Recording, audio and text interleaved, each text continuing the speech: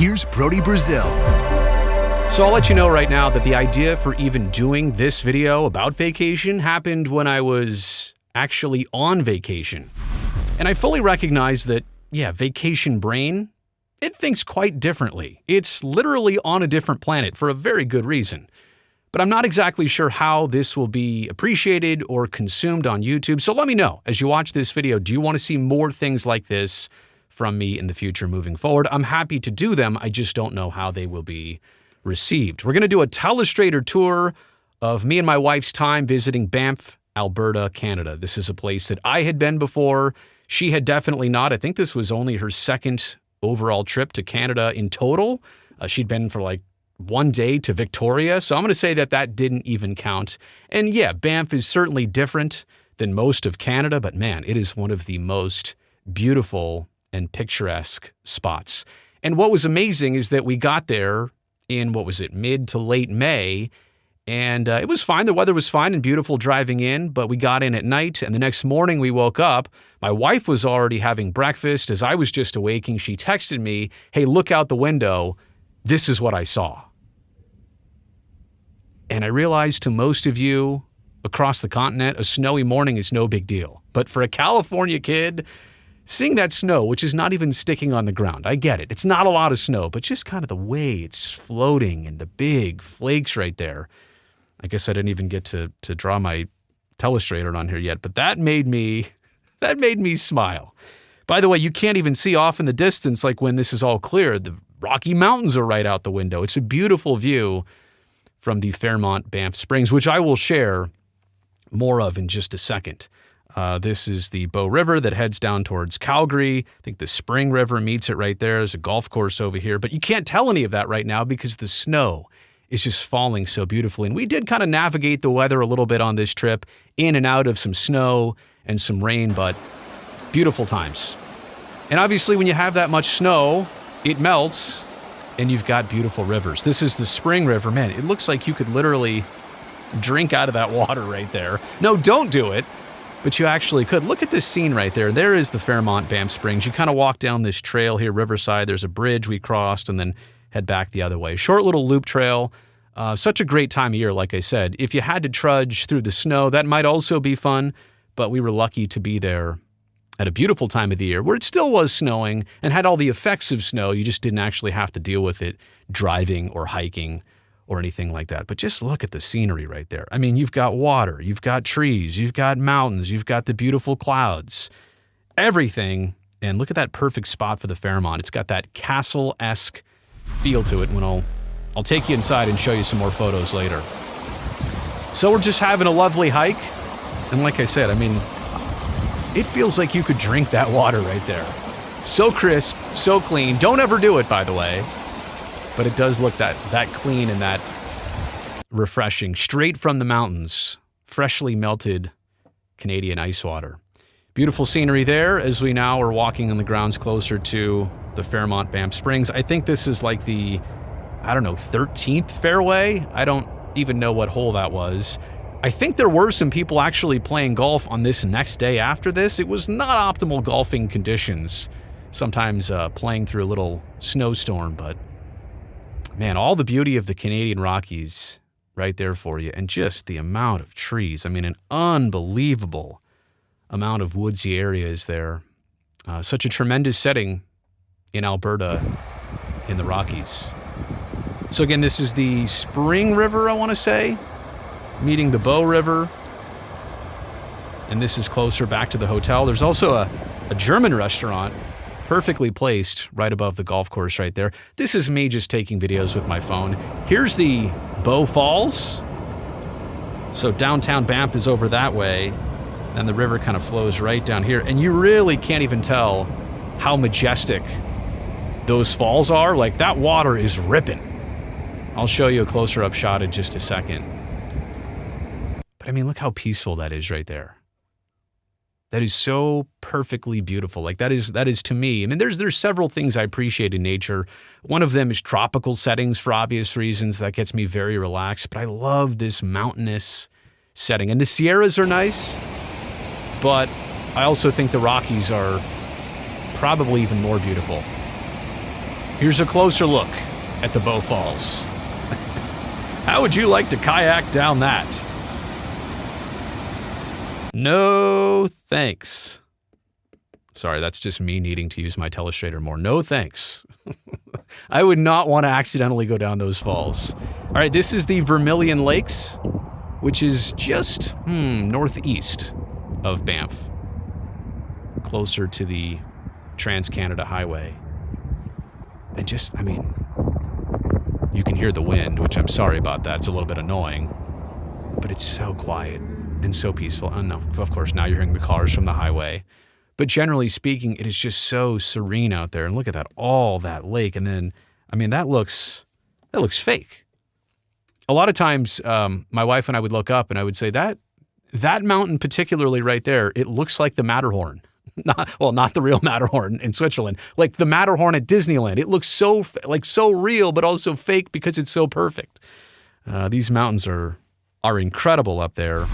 And again, we were lucky to dodge some of the weather. In fact, I think on that walk, we got hit with a snowstorm on the way back. This is downtown Banff. You can kind of see, again, just like, look how beautiful that is. And I think this will pause, yeah, right here. I mean, look at the setting here of the mountains and the buildings, and all these streets in Banff are all, I think as of mid to late May, closed off for the rest of the summer. They were building a lot of those parklets, and not on this street. I think this was Bear Street, but the main street, one over, is at Banff Avenue. They put out all the parklets for the restaurants so people can walk up and down the street. They can walk across the street wherever they want. Really cool situation in Banff. I will say that traffic hits pretty bad on the weekends, trying to get in and out during the busiest of times. They didn't necessarily set up Banff for ingress and egress, so be careful of when you go there and how long it actually takes to get in and out of town. All right, so I think that's the end of the videos. Now we're on photo mode in the photo section of my slideshow here. So this is us going up the gondola up to Sulfur Mountain. I think that's what it was called. And this kind of gives you an idea of where some of these photos and videos were taken.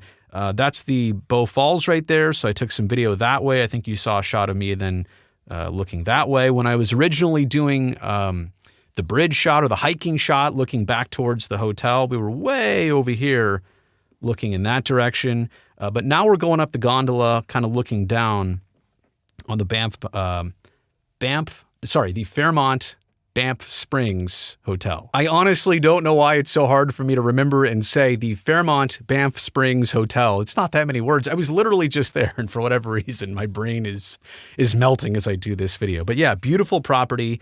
And I should also point out, it's not just the castle-like hotel there. There's also some more rooms, and I think a conference center across the street. There's this big roundabout when you drive in. I should probably do this in a different color.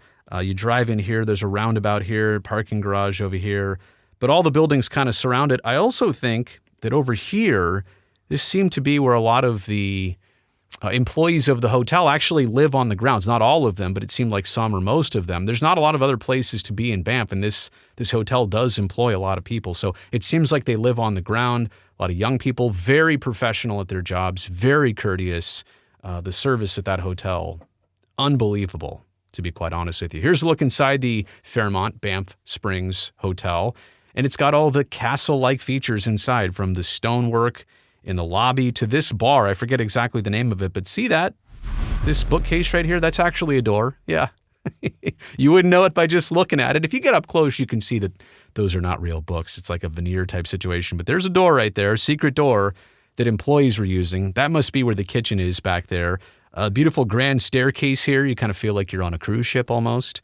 And you always love the elevator, the old school elevator with the indicator dial, which actually didn't move. I think it just lights up in these different spots here, depending on what floor you're going to. But just all the cool touches, right? And its own style. It didn't have like a medieval castle style. It had like a mountain resort castle style architecture. I'd seen this before, but not for a long time. I was just very impressed all over again at visiting the inside of this hotel and seeing what it's like. Closer look for you here. We're doing the walking tour on our little hike.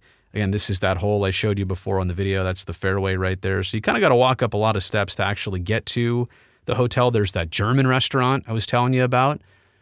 Definitely worth your time there for the beers and the food on a perfect occasion. I think this is more of a stepped back photo. I think I'm just trying to be artistic right here, by the way.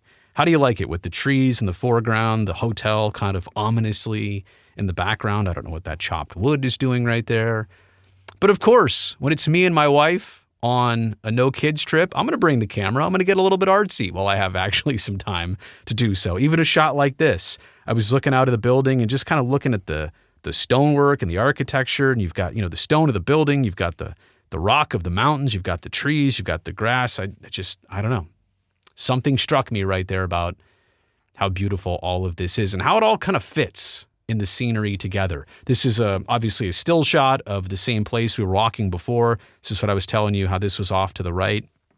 So you can kind of always see the hotel from different vantage points. It sits up on a hill, so it's easily seen.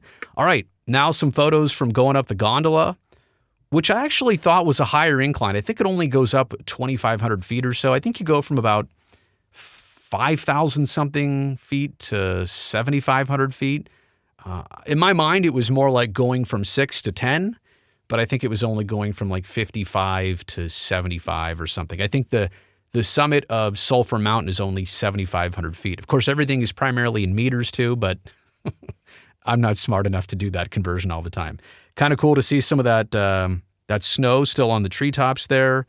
You've got so when I took this photo, I guess we were going down it because we're on this side going down. These are the gondola cars going up. But yeah, it gets pretty steep at the end. I did take a picture of the actual inner workings, and they showed the thickness of the cable. It's all pretty impressive. I'm pretty sure this is a Swiss-designed and engineered gondola lift, but they're always so impressive when you actually get on them. All right, there's me and my wife at the top, at the summit. We had to time this out because the day we went, for most of the day, it was a bit rainy, it was a bit snowy, and the clouds were kind of just sitting on the mountaintops up there. So we were thinking, well, this is no good. But there is a 360 webcam from the top of the Banff gondola, so you could easily see, well, is it a good time to go right now? So we had just gotten back from a hike. We were taking a little rest.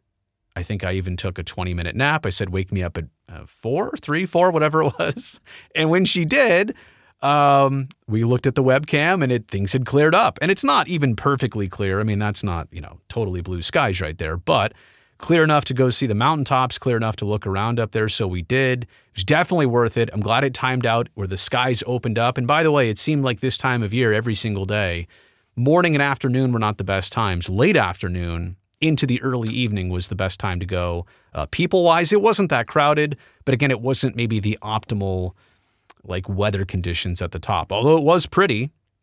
And so what you can do up there is you can take the gondola to the top of Sulfur Mountain. I forget what the top of this is over here. That's a different mountaintop, but there's kind of like this walkway that's, it's all built out. It's kind of like a big elevated deck above the ground. There's steps and there's different landing areas like that one right there, little patio areas you can kind of see. But then you can basically you kind of go down here, and then you go back up and you work your way all the way around over here to the top of that mountain. And then you have a great look back at Sulfur Mountain and the observation center back on the other side. I don't think I took a picture looking the other way around, but yeah, you can kind of take a little bit of time up there. It's not just getting to the top and that's it. There's also, I think, a restaurant, kind of like a little museum up there. They have a bunch of stuff, and they've definitely renovated the guest center at the top of Sulfur Mountain. So it's worth your visit. It's expensive. For a gondola ride, it's relatively expensive to get up there. I think $50 a person, something like that. But you can make, an hour or two out of it, no problem, and obviously get some tremendous photos while you're at the top. I just thought, I don't know, that to me, those trees and all of this is just so majestic. I love the mountains. I really do.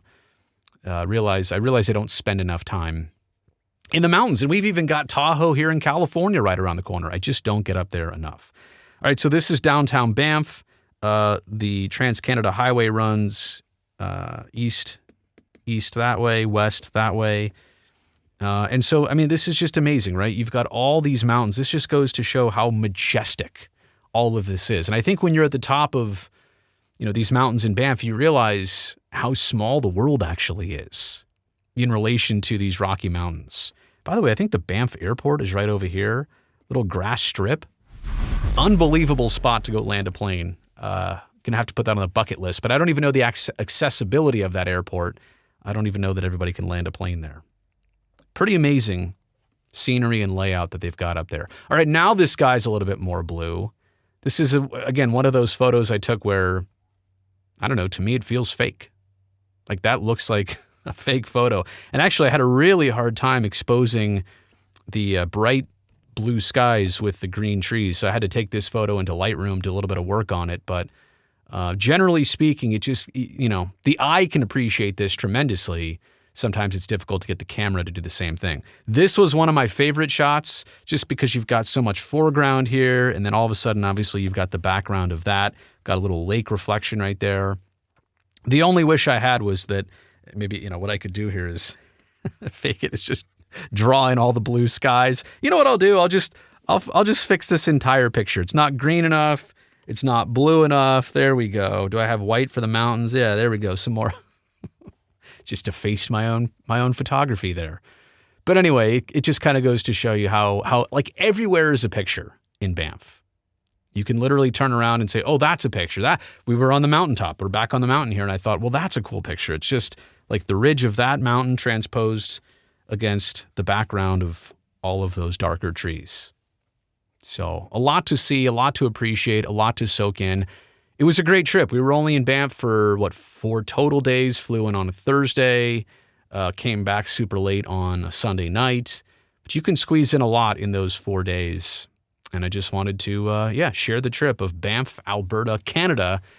And again, let me know, did you like this? You're sticking here to the end, so I appreciate that. Thumbs up down below. That'll help me and my channel and this video. But let me know, do you want to see more trips like this? If I go someplace, do you want to see me break it down afterwards just out of curiosity, or if you're interested, or maybe somebody's watching this because they're searching a trip to Banff? I'm happy to share what it's all about. Hey, make sure real quick that you go down and hit that subscribe button down below. I would also really appreciate that because I definitely want to see you back here next time.